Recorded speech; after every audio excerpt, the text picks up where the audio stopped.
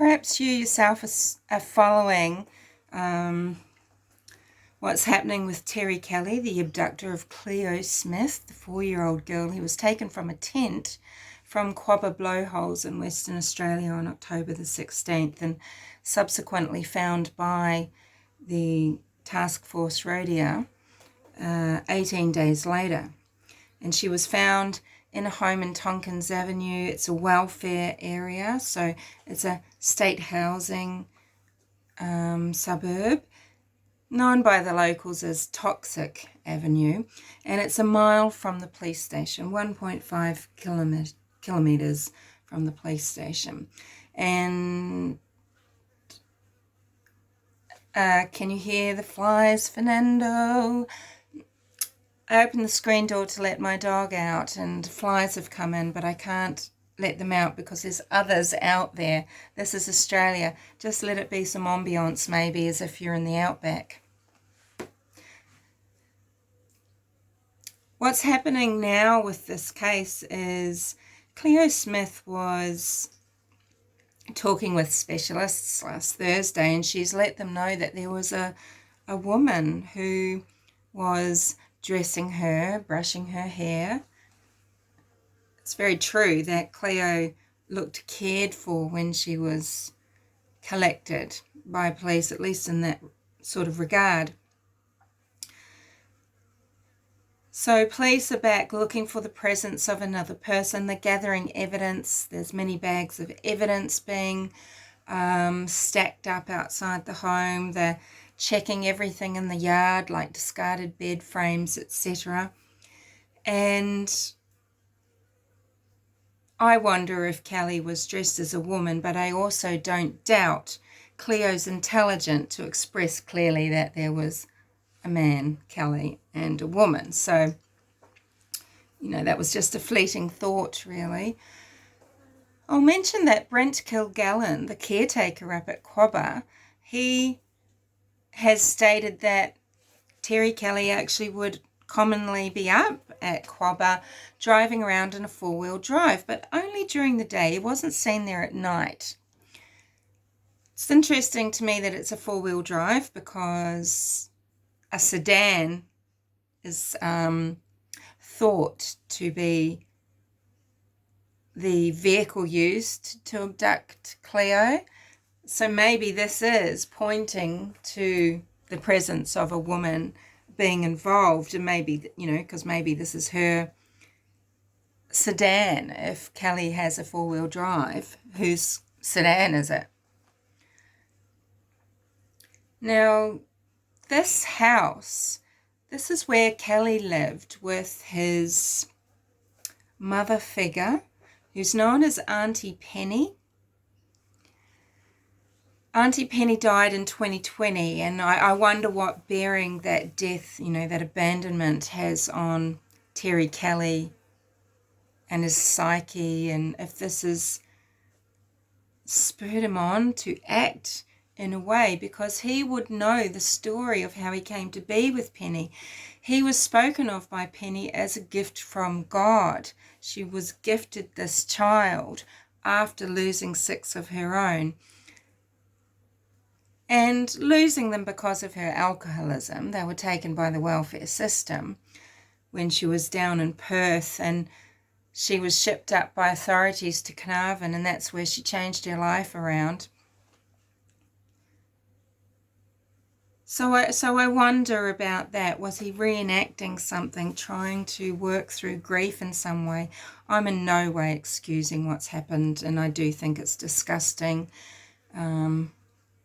And there isn't an excuse, but I'm interested in talking things through in this way. So if you are to stay, if you're not, we'll see you later.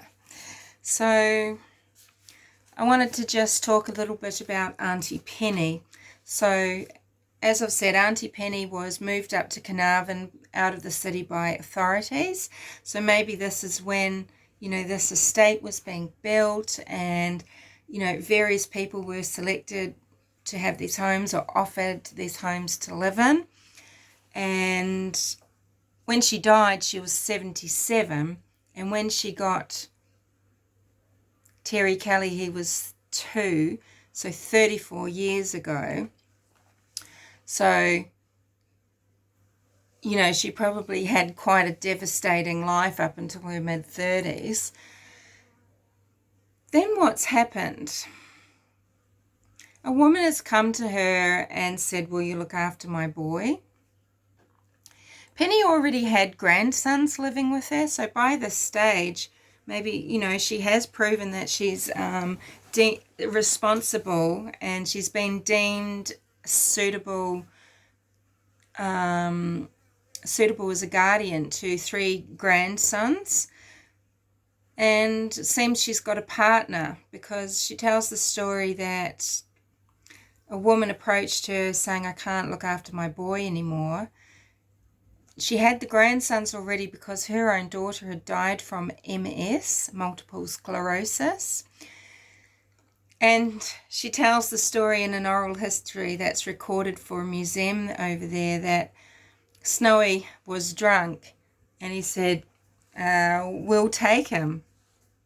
So she looked down at this little boy with just the blackest of curls and said he was a beautiful child and a gift from God. She felt like God was one by one, even through the tragedy of gaining grandsons through the death of one of her daughters.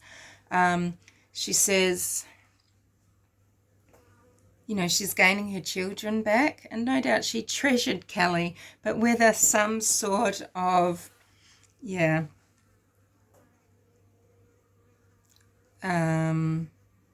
whatever kind of dotingness or whatever's gone into raising him, hopefully someone can maybe shed light on Mr. Kelly, because he's a very interesting character, and it would surprise me if he wasn't very well known to police and to all sorts of community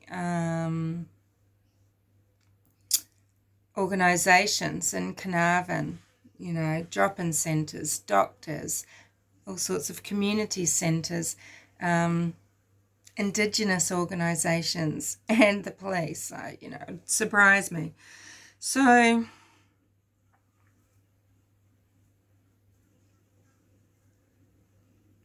yes, Penny is part of the Australian stolen generation. So this is probably similar to what's happened in America with First Nations peoples there. The stretch of time would be from about 1905 to, say, 1970, but predominantly 1910 to 65.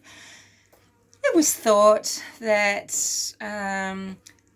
First Nation peoples should be assimilated into white culture, and then they could die naturally off, and, you know, things would be as the white people wanted.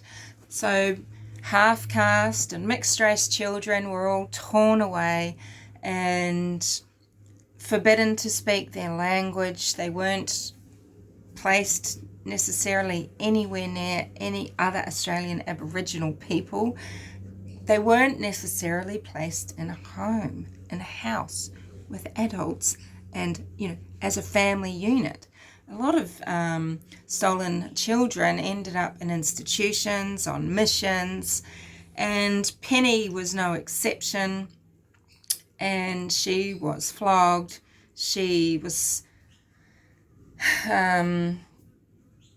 submitted to sexual abuse, and subsequently she has developed an alcohol abuse issue, and she's gotten into domestic violence situation. So she's in a relationship where at times she's gone to sleep in public toilet blocks, you know, to avoid abuse.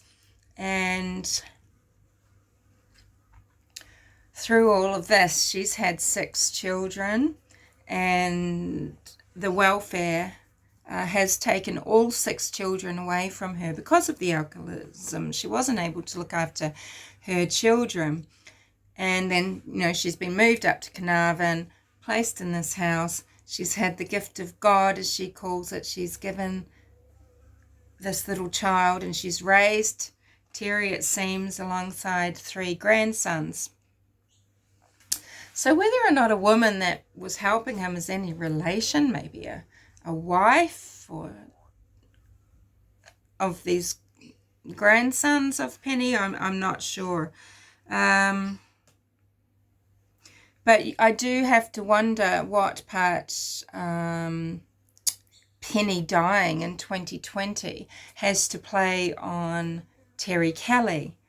Maybe the grandsons were much older. I don't know how much older they could be, but Terry was living in the home that he shared with Penny on his own since 2020. And was her death a catalyst? Because Terry would have grown up with this, knowing this myth of his deliverance to her, right? It's like, it's one of these stories. It's like a mythical story sort of thing. And was he in some way reenacting this with Cleo? I don't excuse any of this or condone any of his behaviour, by the way. I agree with Ellie, it is disgusting, but I'm very interested in, what the reality is here, what's the reality for Terry Kelly and why he's done it. And I think it's very interesting. I hope we find out more, because it's great to come to understanding.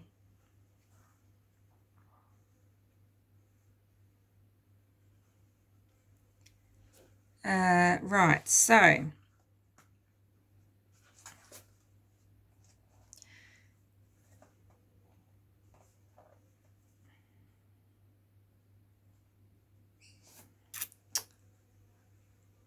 yeah, it's pretty brutal, the stolen generation history in Australia. This saved nobody, of course, and the children that were stolen were not better off, and they didn't have better outcomes. They had worse outcomes.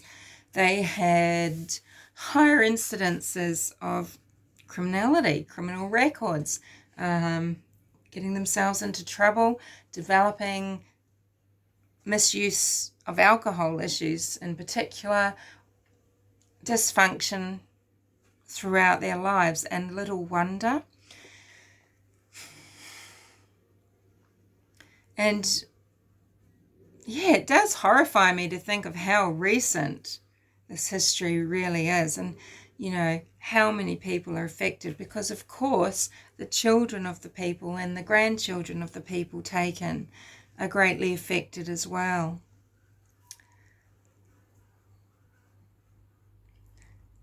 So another thing is too that Terry Kelly was often up at Quabba Blowholes. Brett Kilgallen, who's the caretaker there, apparently he also has a business there selling provisions called the Tucker Shop or something. He states that Terry Kelly was there driving around in a 4-wheel drive quite often during the daytime, though. He says he didn't see him at night time. And I find that interesting. And it was a 4-wheel drive, and it was a sedan that was seen down at 3:30 on the highway.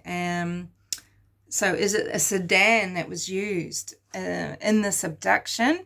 So does this point to, is this the vehicle belonging to the woman who was brushing Cleo's hair, Is Terry Kelly going to tell police who this is?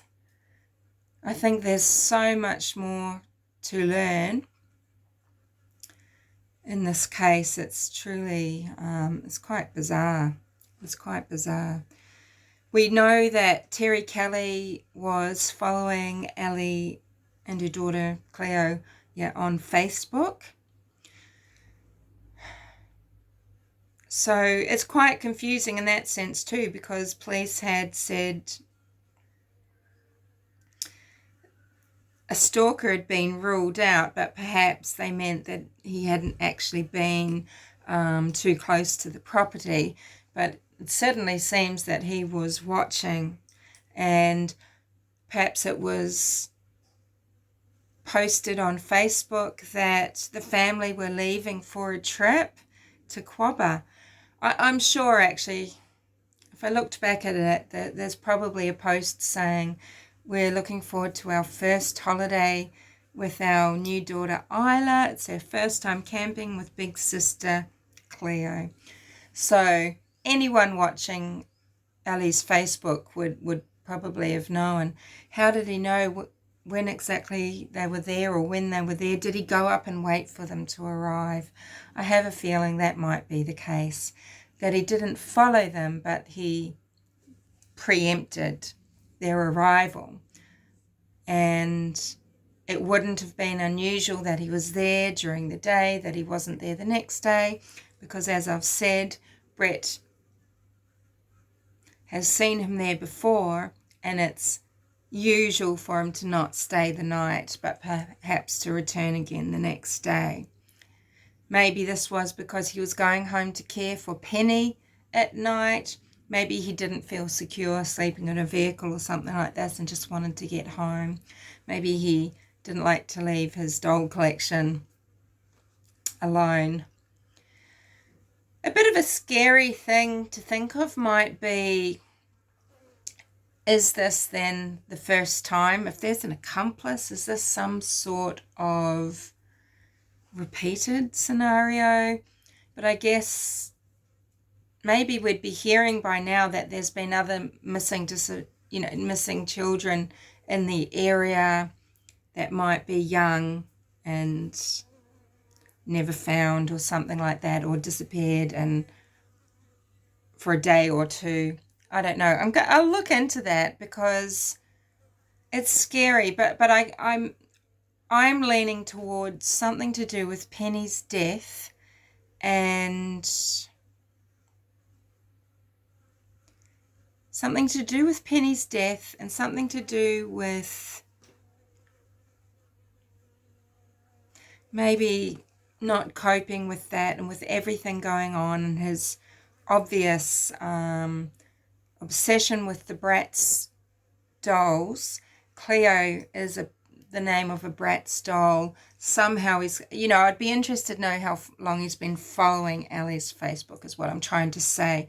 Has that been since, Cleo was little, or is it recent? Is it since his mother figure, Penny, or his grandmother figure, I guess, Penny, died?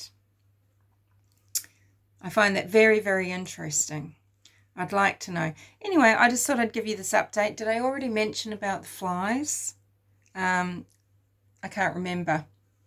I opened the screen door to let my dog out, and some flies came in, and I can't just open the screen door because there's more out there, and I don't want to end up with 6 to have to try and get out. So I will speak to you later. Thanks for tuning in. Let me know what you think. Terry Kelly's been sent to a very high security, like a maximum security prison called Casuarina, I think, in Perth. So, Perth, 900 k's south. Because that's, even though it sounds like maybe this is even more dangerous for someone who's already been beaten up. Look, let's not forget, I am fully aware of what type of offender Kelly is. He's abducted a child. We don't know what else. I'm thinking nothing else. It's bad enough, but he's already been abused by other inmates. He's self-harmed, and I think he is at high risk of more self-harm. But at this high security prison, this is where they've got the facilities that they can keep him in solitary and that sort of thing. So it's actually the best place for him to go, I would assume. So what do you think about, that aspect of Penny, having passed away at 77 years of age, having raised him since he was 2, raised him being told what a beautiful child. He probably actually looked like a doll. He probably looked like I looked like a little doll when I was a child, and I'm told that all the time, even now. And I can see it in photos. I was like a little doll. And I would say that Terry Kelly was told that he was like a little doll. The words were, he was a beautiful child. And I imagine he looked a little bit doll-like, and he's growing up being that gift from God, that little doll, that beautiful child. I can kind of understand the perfection of these brat dolls being that perfect little static, though, thing. And then transferring that onto Cleo and somehow having that real, just that overwhelming need or desire to have that real life little Poppet. And Cleo is a real life little Poppet. I mean, just look at this little angel.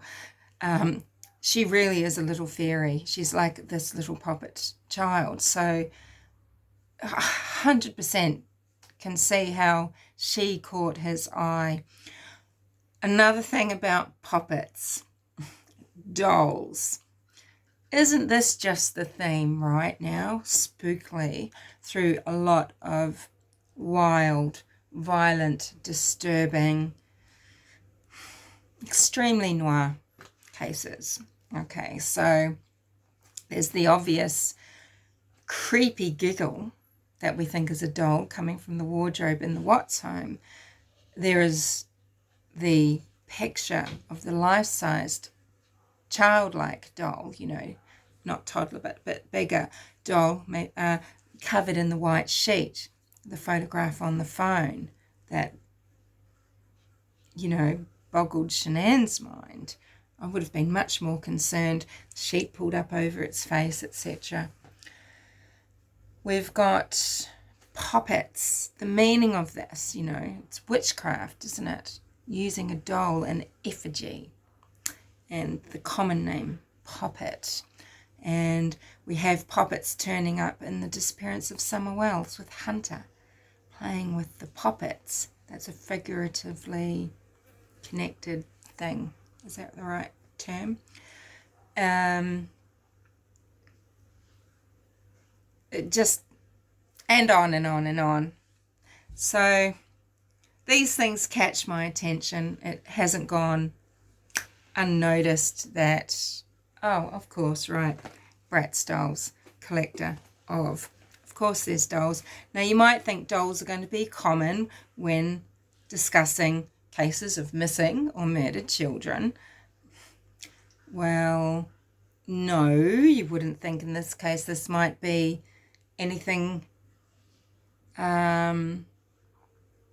interesting to do with it, because unless, you know, oh, she's disappeared, not just in her sleeping bag, but clutching her doll that she sleeps with, well, then there it would be, wouldn't it? But it might be a little bit more expected. The Poppets, the clicking finger, you know, stress relief, ADHD Poppets thing, that's something that people wouldn't necessarily connect, right? You have to know that term and then connect the terminology to the doll, you know. But look at this. I mean, the abductor has walls and walls of dolls. He's fascinated with dolls and Disney princesses. And let's not go down the road of Disney, right? What's happening in the world, and who were Walt Disney's bestest friends? What's happening now? What's happened before? You know.